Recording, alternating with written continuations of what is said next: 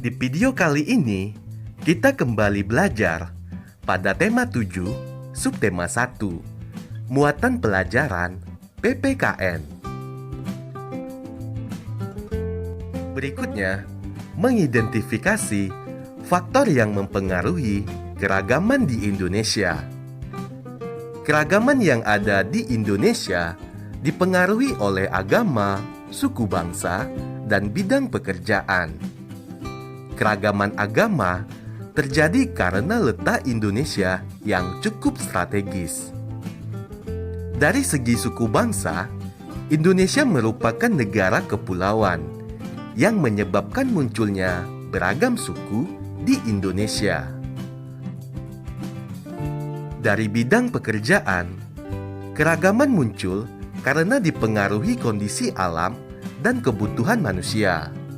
Sebagai contoh, masyarakat yang tinggal di dataran tinggi tentu memiliki aktivitas dan kebutuhan yang sedikit berbeda dengan masyarakat yang tinggal di pantai. Keragaman agama, suku bangsa, dan pekerjaan merupakan kekayaan bagi negara kita. Kita harus saling menghormati dan menghargai agar tercipta persatuan dan kesatuan di Indonesia. Sikap persatuan dan kesatuan dapat dilakukan dengan cara-cara berikut. Yang pertama, mau berteman tanpa membeda-bedakan agama dan suku bangsa. Kedua, menghormati teman yang sedang beribadah, seperti tidak mengobrol di dekat teman yang sedang beribadah. Ketiga, tidak mengganggu teman karena memiliki logat bahasa yang berbeda. Dan yang keempat, menghormati setiap pekerjaan yang kita temui, seperti menghormati petugas kebersihan di sekolah. Berikut sikap menghargai keragaman suku yang ada di Indonesia. Yang pertama, menghormati orang yang berasal dari suku lain. Kedua, menerima perbedaan fisik setiap suku. Ketiga, merasa bangga pada semua suku di Indonesia. Keempat, berteman tanpa membedakan asal suku bangsa. Dan yang kelima, mendukung kegiatan masyarakat meskipun berbeda suku. Menjelaskan cara melestarikan bahasa daerah. Manusia merupakan makhluk sosial yang membutuhkan orang lain. Saat berinteraksi dengan orang lain, dibutuhkan bahasa untuk berkomunikasi. Walaupun memiliki bahasa pemersatu, yaitu bahasa Indonesia, Indonesia juga memiliki beragam bahasa daerah. Keragaman bahasa daerah merupakan kekayaan bangsa Indonesia yang harus kita banggakan dan lestarikan. Berikut sikap yang dapat kamu lakukan sebagai siswa untuk melestarikan bahasa daerah. Yang pertama, bangga saat menggunakan bahasa daerah. Kedua, menghargai teman yang sedang menggunakan bahasa daerahnya. Ketiga, mau mempelajari bahasa daerah lain. Keempat, tidak menghina bahasa daerah lain.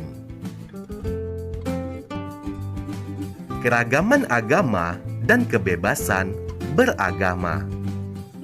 Kita sudah tahu agama yang diakui secara resmi di Indonesia. 6 agama tersebut yaitu Islam, Katolik, Kristen, Hindu, Buddha, dan Konghucu.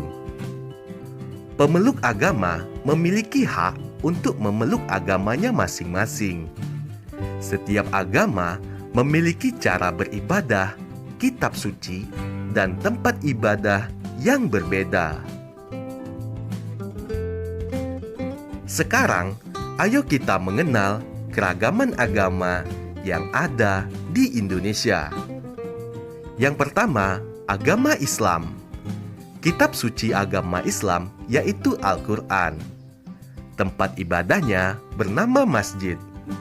Hari besar agama Islam seperti Hari Raya Idul Fitri, Hari Raya Idul Adha, Tahun Baru Hijriah, Maulid Nabi, dan Isra Mi'raj.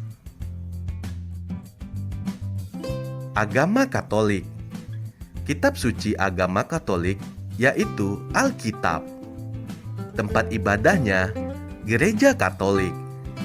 Hari besar agama Katolik seperti Hari Paskah atau wafat Isa Al-Masih, kenaikan Isa Al-Masih, dan Hari Raya Natal. Agama Kristen. Kitab sucinya bernama Alkitab. Tempat ibadahnya Gereja Kristen. Hari besar agama Kristen seperti Hari Paskah, kenaikan Isa Al-Masih, dan Hari Natal. Agama Hindu. Kitab suci agama Hindu yaitu Kitab Weda. Tempat ibadahnya bernama Pura. Hari besar agama Hindu, Hari Raya Nyepi, Galungan, Kuningan, Saraswati, Pagerwesi, dan Siwaratri. Selanjutnya, agama Buddha. Kitab suci agama Buddha bernama Kitab Tripitaka. Tempat ibadahnya bernama Wihara. Hari besar agama Buddha, Hari Raya Waisak, Katina, Asada, dan Maga Puja. Agama Konghucu. Kitab suci agama Konghucu yaitu Kitab Ujing, Kitab Sishu, dan Kitab Qiaojing. Tempat ibadah agama Konghucu adalah kelenteng. Hari besarnya Tahun Baru Imlek, Keng Tikong, Cap Gomeh, dan wafat Nabi Konghucu. Sikap baik terhadap pemeluk agama lain. Sikap-sikap baik terhadap pemeluk yang berbeda agama bisa kita terapkan seperti contoh berikut. Yang pertama, mengingatkan orang lain untuk beribadah. Contohnya, mempersilahkan teman yang beragama Islam untuk melaksanakan sholat Jumat. Yang kedua, menjaga ketenangan saat orang lain beribadah. Contohnya, tidak bermain di sekitar rumah ibadah ketika sedang ada ibadah. Ketiga, menghormati pilihan agama lain.